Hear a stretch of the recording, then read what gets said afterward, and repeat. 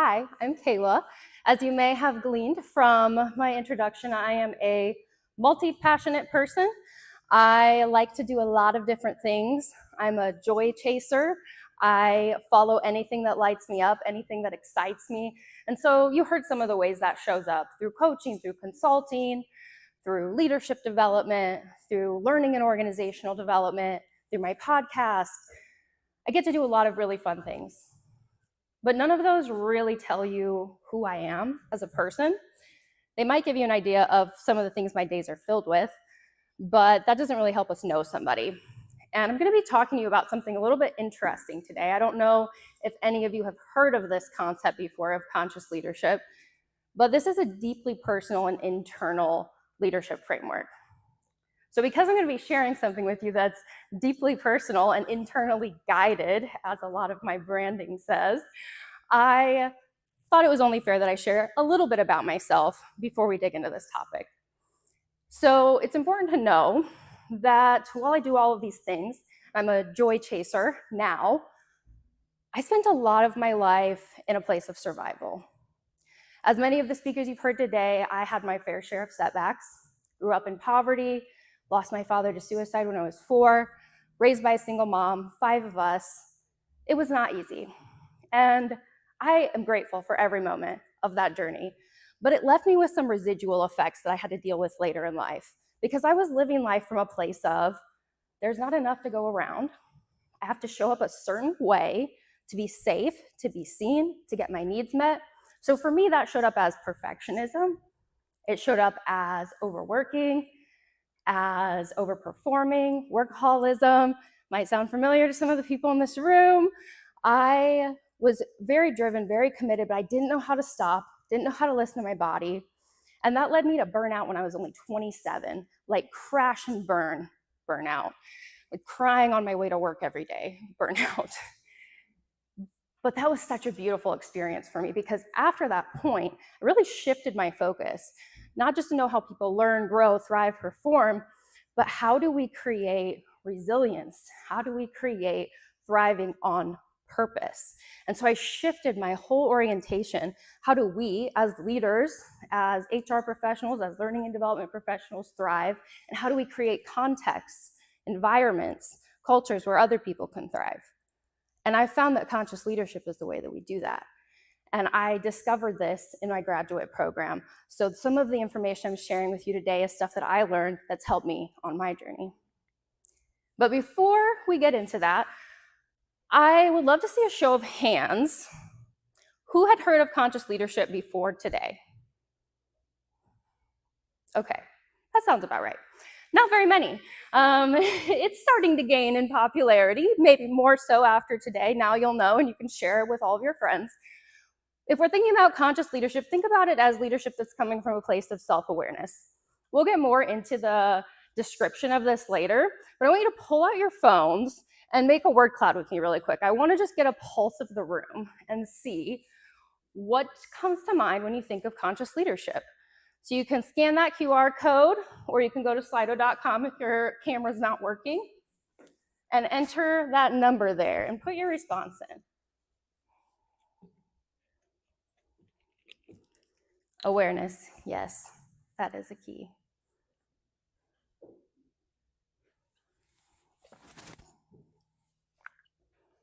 All right, intentional, adaptable, leading with intention, presence, mindful, knowing yourself, empathetic, thoughtful. Man, I would love to be led by somebody like this. This sounds like a how-to guide to be a good person. Yeah. This is one of the more beautiful word clouds I've seen. This looks great. Awareness right in the middle. All of this. This is 100% what conscious leadership is about. But it's really easy to think about the words that come to mind when we're talking about something like this.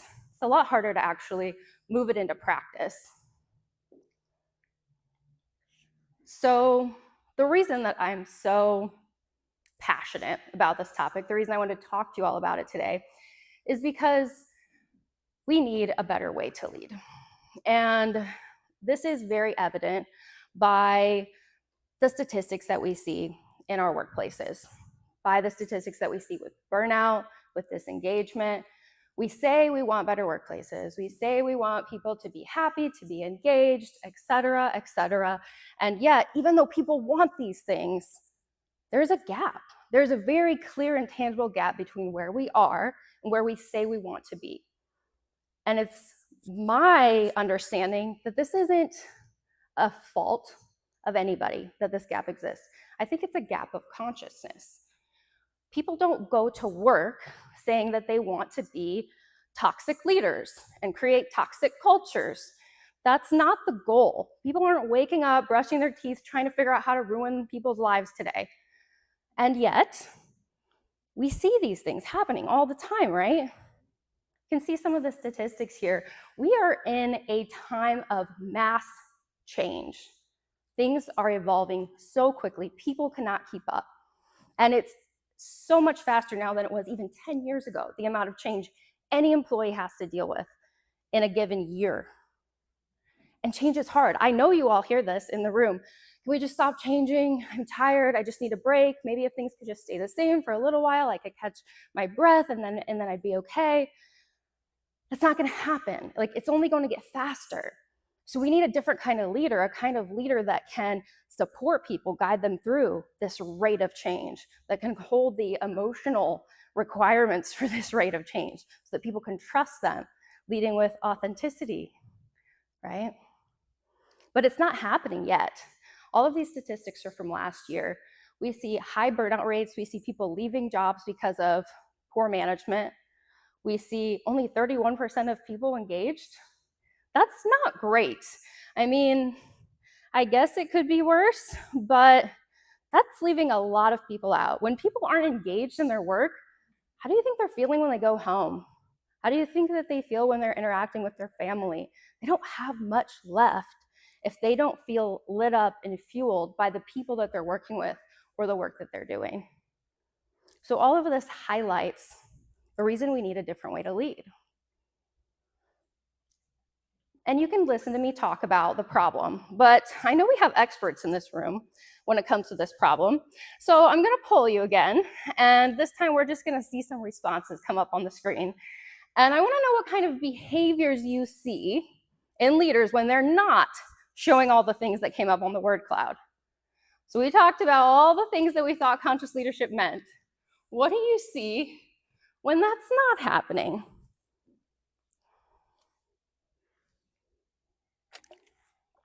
Chaos, frustration, negativity, envy, dissatisfaction. Yeah, it didn't even take you guys 2 seconds to think of these things. Micromanagement, that's a huge behavior that we see when people aren't self-aware, empathetic. Manipulation, yeah. Workaholism, favoritism. This is our recipe card for creating a toxic workplace. And even though we all know that these things aren't what we want to see at work, we see it all the time, every single day. There's just drama flowing through the veins of our workplaces. And it's causing a lot of harm. Which leads us to conscious leadership. Because I believe conscious leadership is our responsibility as people who have influence over other people's lives, not just their work, their entire lives. Because we don't get to split ourselves up into little tiny pieces and pretend that one doesn't influence the other. We are whole human beings, and if we're miserable at work, we're going to be miserable at home. Conscious leadership is our responsibility to show up to people and to show up to organizations in a way that actually creates thriving. And it does that through self-awareness, through inner work. I like to think of conscious leadership as the framework that guides you through not what you should do as a leader, but how you should show up as a leader. So it's a little bit of a different perspective than other leadership modalities you've maybe been exposed to. This isn't so much about strategy. It's not about technique. It's not a how-to guide. This is an invitation to do the inner work of leadership, to do the healing, to do the self-awareness work that you need to do to reduce your harm in the world. So my definition of conscious leadership is that this is the practice of leading with self-awareness, personal responsibility, and presence. So let's unpack each of those.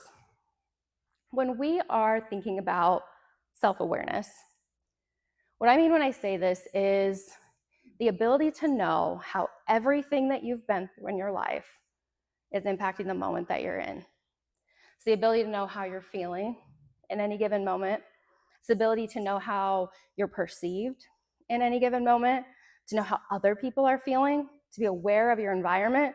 This is a multifaceted skill, and it takes a lot of time to cultivate. To know how your life story, your triggers, your traumas, how they're showing up with you in any given moment. You think back to when I was telling you, I spend a lot of my life in survival. I was not in a place of self-awareness at that time. And the way I interact with people was a lot of times coming from a place of fear. I was scared that if I wasn't the best, if I missed a mark somewhere, something horrible was going to happen. Maybe my belonging would be threatened, my safety would be threatened. People would realize I actually had no right to be in whatever room I was in. And that fear caused me to show up inauthentically. And it's exhausting.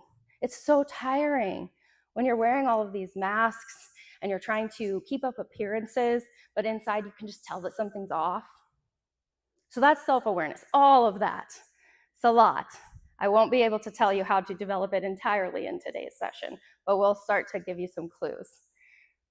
Personal responsibility is about taking 100% responsibility for yourself and the results you have in your life. No more, no less. It's not about blame, it's not about shame, it's not about guilt. It's about recognizing that the choices you've made up to this point have led you to the situation you're in, or that in some way you've contributed to it, or that you have the ability to make choices to leave it. Often we make ourselves a victim, and our circumstances are these things that are preventing us from getting where we want to go, or doing what we want to do, or making the impact we want to make. We talk about complaints. That was a conversation that we had earlier today. When you're complaining, you're acting as though you're powerless in your life. Conscious leadership asks us to step into full responsibility. And the intentional presence. That's about being where you're at on purpose with the people that are around you, phones down, notifications off, actually listening, being present in the moment on purpose with the other people and with yourself, paying attention to your body signals, knowing what you need in any given moment, how you feel, the energy that you're bringing to your interactions. Those are what create a conscious leader. So sounds great, right? Everybody's on board. We want this. Everybody wants to be a conscious leader now. So how do we create this thing? How do we actually cultivate this? And I like to think of it like a painting, because it's not something that's created in one broad stroke. It's something that takes intentionality and persistence over time. It's multiple brush strokes. It's every choice, it's every moment, it's practice, it's consistency. This isn't something that you're gonna walk out the door today and achieve full consciousness and be able to lead in an entirely different way. But through little choices, little moments, choosing to be present, increasing your self-awareness, you can entirely change the impact that you're making on people's lives. And now I'm going to share with you, this is not wrong, it's meant to be blank. I'm going to share with you the easiest way to do this. And this is actually from Conscious Leadership Group. They wrote a book called The 15 Commitments of Conscious Leadership. So I did not design this exercise, but I use this exercise, and I'm an advocate for it. And it is the easiest way that you can center yourself in self-awareness in any moment. This is the exercise. We've got a horizontal line. The task of the conscious leader is to be able to identify accurately at any given moment in any given day if they are above or below this line. This line is the line of our awareness. So when we're above the line, we're conscious, we're aware, we're curious, we're being fully responsible, we're creative, we're innovative, we're in a space of flow, of play, of joy, we're at ease. We feel connected. We can see situations for the facts, for what's actually happening, what's really in front of us.